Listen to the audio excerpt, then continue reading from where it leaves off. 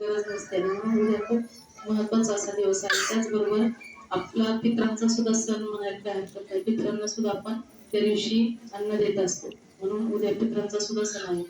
तर अक्षय तृतीया म्हणजे अखंडपणे आपण केलेलं जे काही कुठलंही कर्म असो, आपण जे म्हणजे काहीतरी इम्पेशंट होऊन कर्म करतो, तर ते अखंडपणे राहत असं म्हणतात.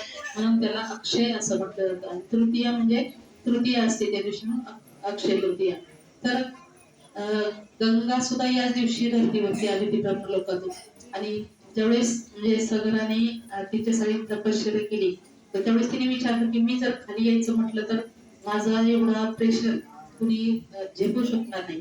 तर प्रत्येक शंकराने तिला जटामध्ये धारण केलं आणि नंतर जटेमधून मग तिला आपल्याकडे पृथ्वी लोकांमध्ये पाठवण्यात आलं. आणि म्हणून अखंडपणे आज गंगा वाहते आहे. त्याचप्रमाणे आपलं जे भागवत आहे, तर त्याची लिखाणाची सुरुवात सुद्धा प्रत्यक्ष गणपतीच्या हाताने भागवत लिहिलं गेलेलं आहे.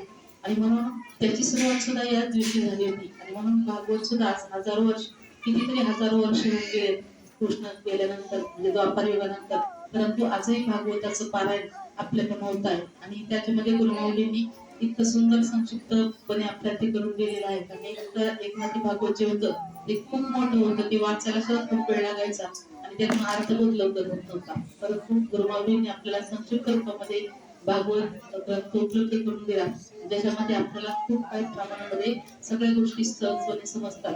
आणि मोठं भागवत ज्यांनी वाचलेलं आहे, ज्यांना कथा माहित आहे, तर त्यांनी जर छोटं भागवत वाचलं त्यांच्या लगेच लक्षात येतं की ही कथा याच्यासाठी आहे. म्हणून मोठं भागवत सुद्धा वाचणं महत्वाचं असतं, कारण पितरांच्या ऋणातून मुक्त होण्यासाठी भागवत आहे. त्याचप्रमाणे अनेक कर्म सुद्धा या दिवशी केले जातात. जसं सोनं सुद्धा या दिवशी घेतलं जातं. का घेतलं जातं? कनकधारा स्तोत्र जे आहे शंकराचार्यांनी ते या दिवशी रचलेलं आहे. तर ते का रचलेलं आहे? एका सेवेकऱ्यांच्या घरी गेलेले असताना त्यांनी भिक्षा मागितली. त्यांच्या घरामध्ये काहीच नव्हतं, परंतु एक दोन आवळे होते जे सुकलेले होते.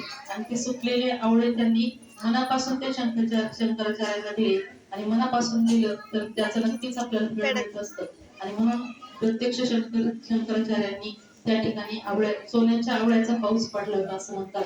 आणि त्याचप्रमाणे कनकधारा स्तोत्र, कनक म्हणजे सोनं, आणि ते प्राप्त होण्यासाठी कनकधारा स्तोत्र त्या ठिकाणी रचलं होतं. आणि म्हणून कनकधारा स्तोत्राचे एवढंच महत्व आहे. तर